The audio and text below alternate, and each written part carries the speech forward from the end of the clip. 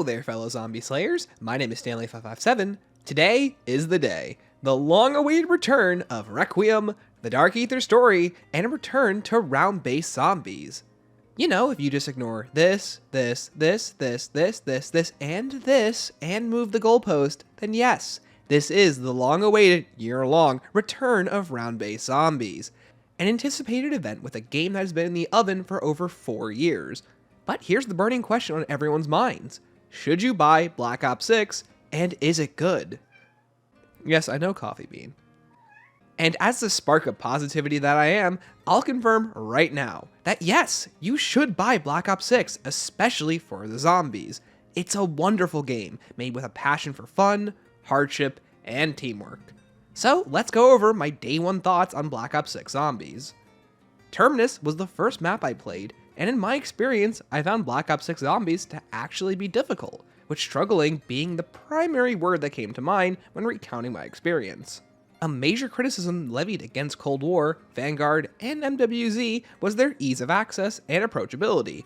The games were catered to a wide audience, and included in this philosophy is easy to defeat undead, simple paths to progression, and easy strategy building that ensured that you were always at the forefront of killing the undead in style. Come Black Ops 6, this has been completely flipped on its head. Weapons are weak, undead are strong, and their numbers are very plentiful. I can best describe it like those shots that you see in trailers, where a large number of the undead are heading down a single corridor. And that's Black Ops 6 Zombies, an insanity rush of numbers against your tactics and willpower. Every corner you turn in Terminus could be your end, and even the deceptively wider and more open spaces could become detrimental and spell your doom. So first, before we get into that, let's talk about the point economy itself. Now, with armor being moved to the wall, you are forced to add an additional 14,000 point investment on top of the 34,000 per perks and 50,000 per max pap weapon. And that doesn't include your dedicated melee slot, which can be upgraded, additional weaponry, box pulls, SAM trial machines, doors, boat rides, traps, and fast travels. This then leads into the second word that comes into mind when I play Terminus: risk.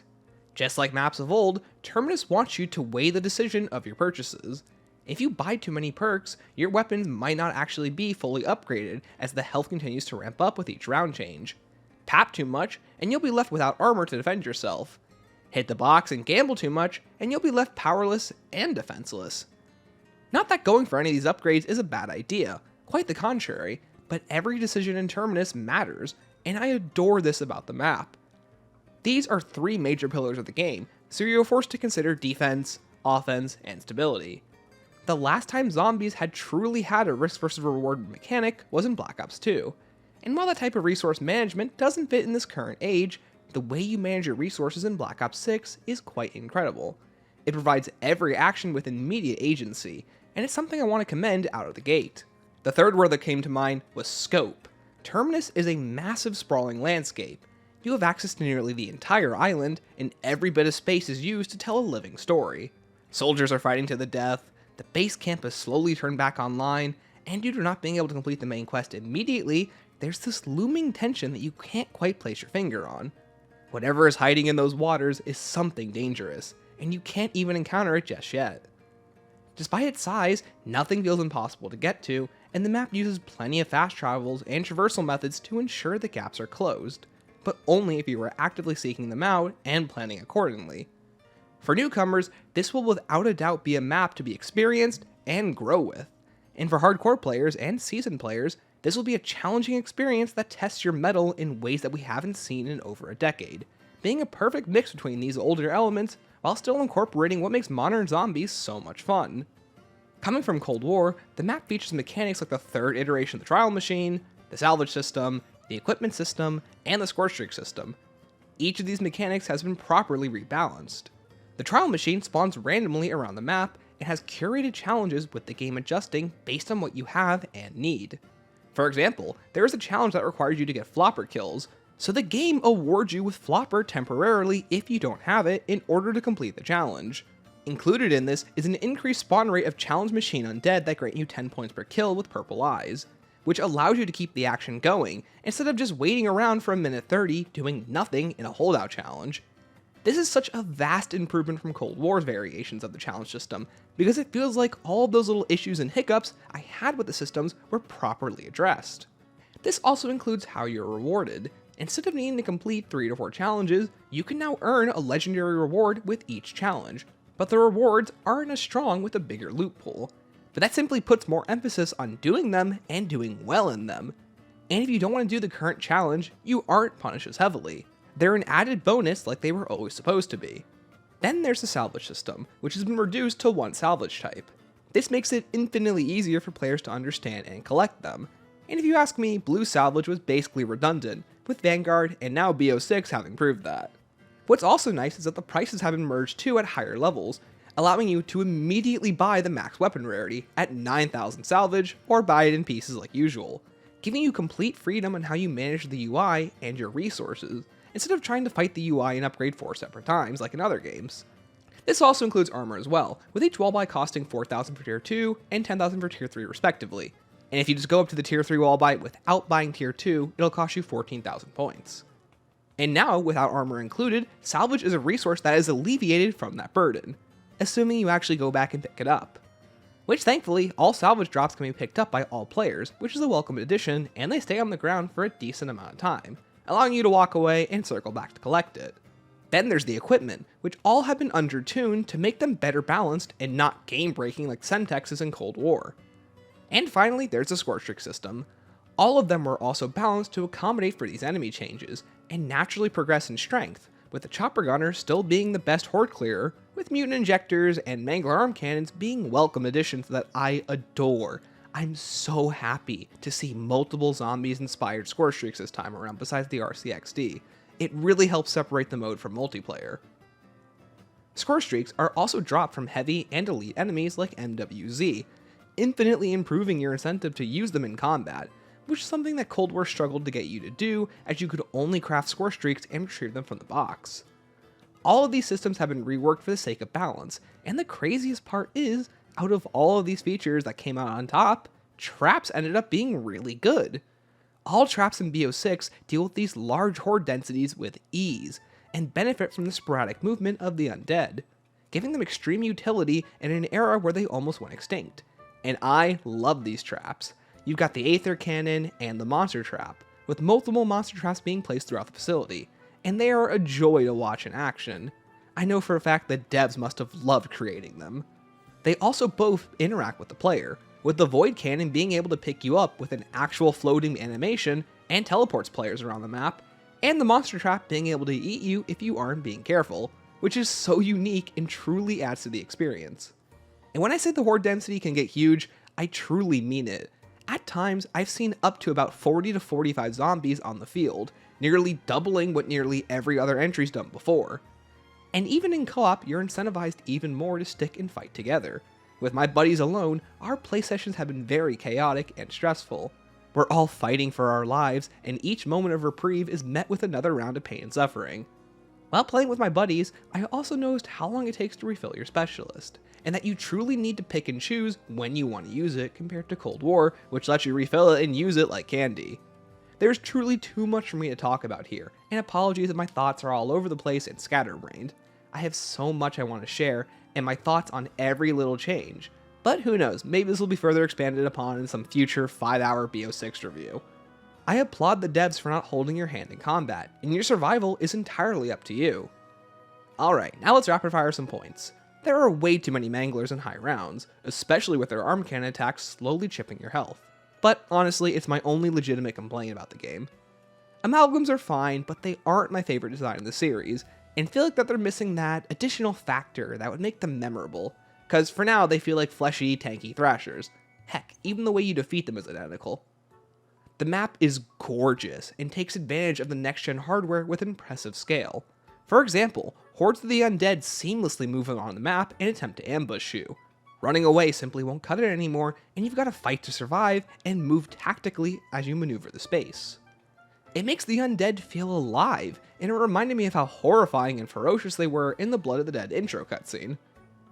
Map design can be cumbersome to learn, and in my first game, I couldn't even find my way to the exfil and died. Traveling around the islands on the boat is a ton of fun with friends, and the overall overworld and linear mix of map design is blended seamlessly here. So much work must have went into making all of this work and feel good in gameplay, because it's very easy to mess up. Then there's the cool Kraken tentacle, which summons a poison gas cloud that prevents you from being in the water for too long. And Voyage's Sentinel artifact makes a cameo as a drawing on a rock, so who knows what those implications are. The characters are fun, and I can't wait to sink my teeth into the narrative, but it sounds like Peck's voice actor was replaced. I'm hoping that's not the case. Haven't gotten a chance to use the Beam Smasher, but loved using the ray gun. I didn't use any gobblegums, so nothing to comment on there, and I'm glad the box feels important again. You need it! And finally, I love the map's presentation. There are way too many little touches to go over, but I love the outro cutscenes. Whether or not you win or lose, and they are all amazing, especially the death cutscenes. Overall, Terminus is a map where you just can't have it all, and that's a good thing. It keeps gameplay fresh in a way that we've never seen it before, and remedies issues seen in the game's design as far back as Black Ops 4. For once, the point change system feels as though it makes sense, and everything is balanced perfectly around the amount of points that you should and shouldn't have. But that's one half of the puzzle. Now let's talk about Liberty Falls.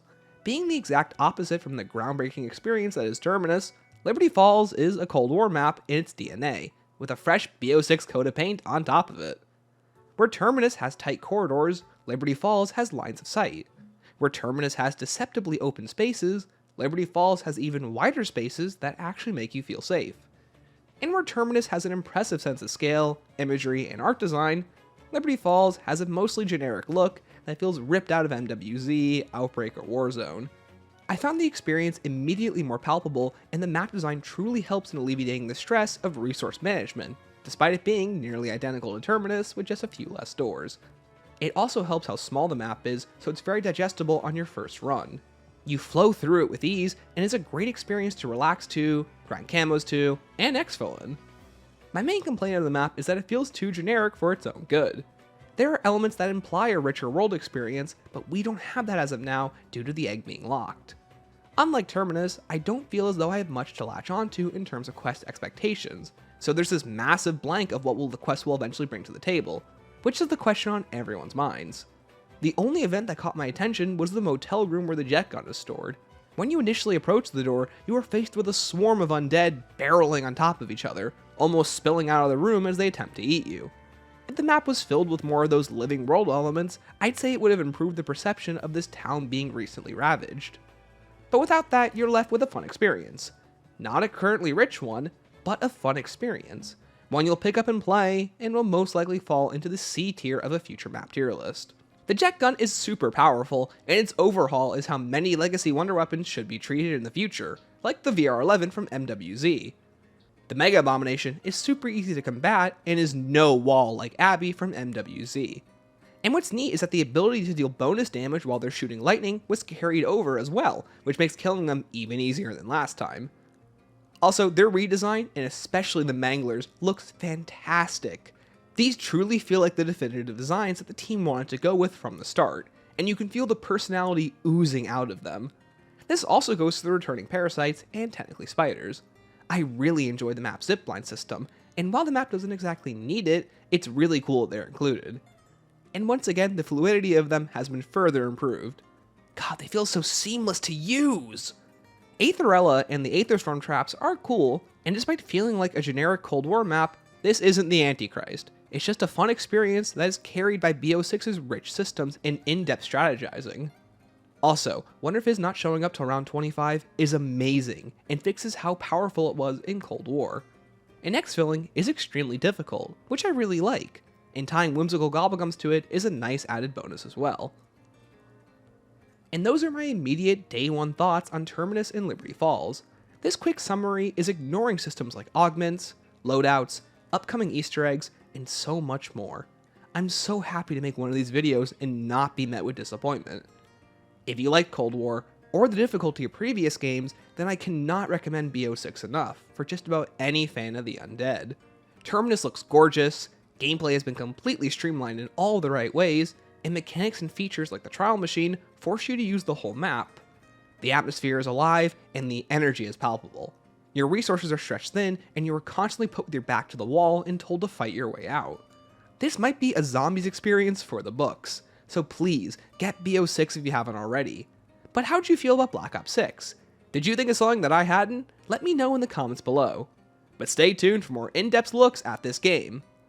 And with that, thank you all for watching. And remember, keep on slaying.